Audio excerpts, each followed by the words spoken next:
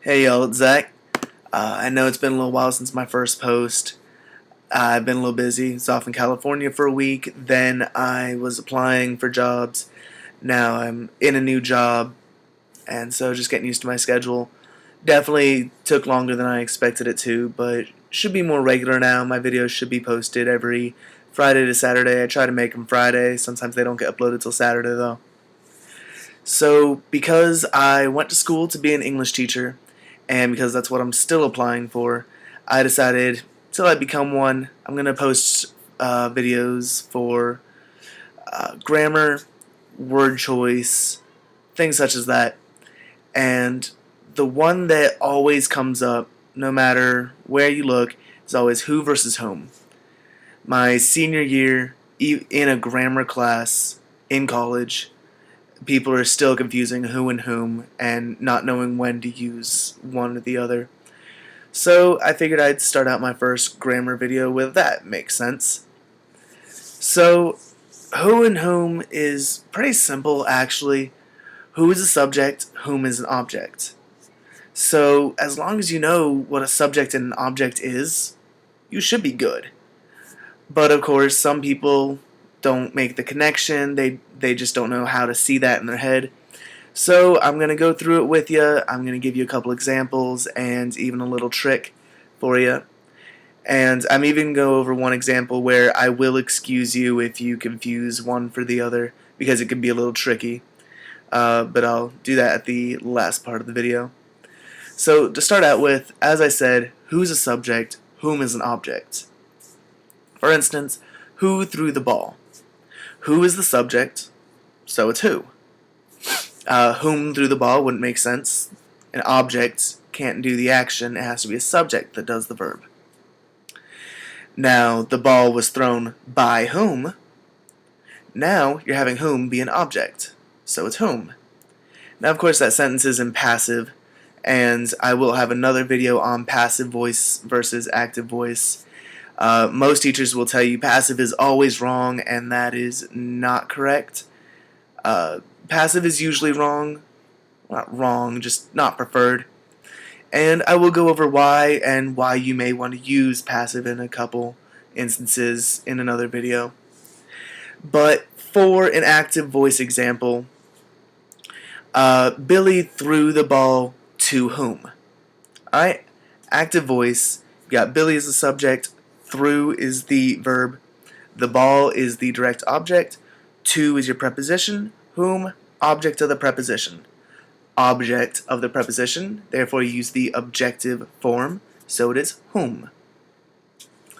Alright, now the little trick that I was talking about is to replace it with he or him. Not being sexist, it's just those are near rhymes to who and whom, and they fulfill the same purpose as their near rhymes. Where you would use who, you would use he. Where you would use whom, you would use him. Phallocentric? Maybe. On purpose? I don't think so. But that is the way it is. She and her doesn't really work as well. In order to know which one would correlate to which, you would have to know which one is the subject, which one is object. And if you were able to do that, you probably wouldn't be having trouble with who and whom to begin with. So, for instance, he was at a concert. Who was at a concert? He was at a concert. He, who. They're interchangeable because they fulfill the same purpose. They're both the subject of the sentence. Now, you were out with whom? You were out with him. Him, whom. Sound similar, they fulfill the same purpose. They're interchangeable.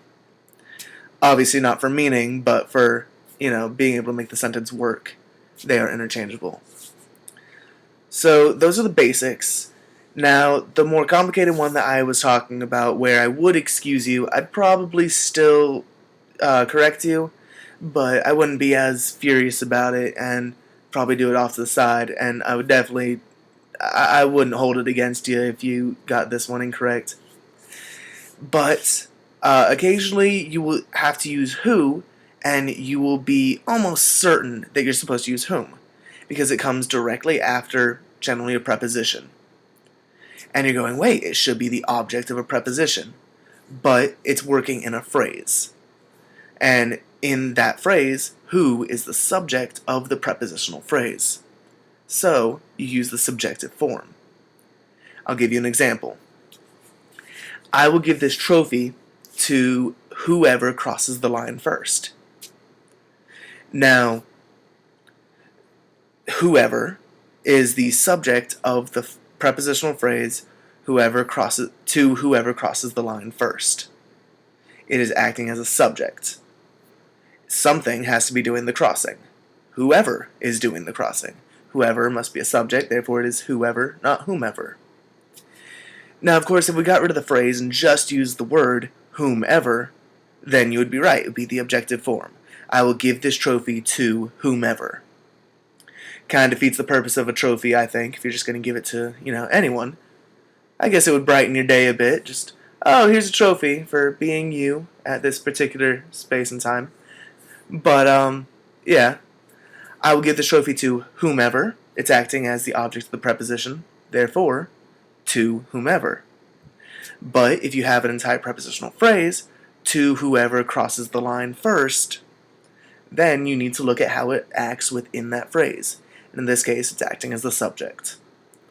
So, subject and object, pretty important thing to know for most of grammar, really, but especially for who and whom. Because in that case, you really can't use he and him, as a kind of cheat to know which one to use. You just need to understand which one you're supposed to use. And it is important. Grammar is very important. I understand that it's kind of dying in our language and that word choice really doesn't matter so much anymore in common vernacular. Lie versus lay, no one really cares. And if you do use the correct form of anything, people think you're being pretentious rather than just keeping the language alive. Because if words lose their meaning, it's not too long before the language loses its meaning. So let's keep language alive. Let's learn the proper way to speak it. And let's speak it without, thinking, oh, I'm being pretentious or superior. And rather just thinking, I am a properly functioning member of this society by being able to speak the language correctly the way it's meant to be spoken. So, that's my 2 cents anyways. Let's keep our language alive. I rather like it. It's a complicated language, But, yeah. German language with Latin grammar doesn't always work. One of the reasons why other people find it hard to learn. But I enjoy it. A lot of fun stories with it.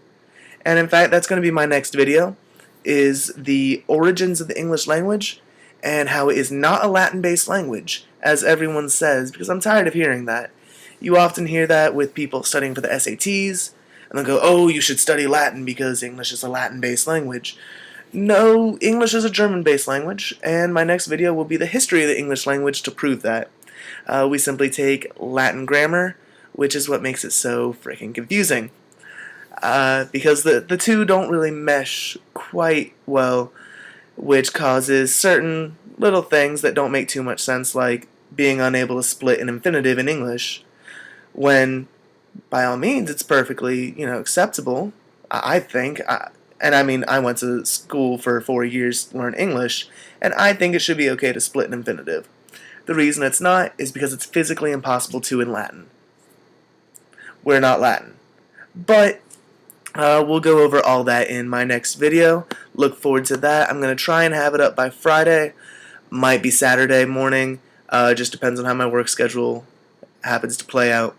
So look forward to that. Thank you for watching my video. If there's anything else that you would like to know about grammar, word usage, or verb conjugation, anything related to language really, or just anything random, if you want to see me do it, post it down below. I'll see if I can work it in. And I'm probably going to cover a lot of things, so I'll probably end up covering your questions. It may not be right away, but I'll get to them eventually. Alright, so thank you. Comment, like, subscribe, whatever y'all do, the same thing that everyone tells you to do at the end of their videos. Do that. Alright, and I will see you all next week.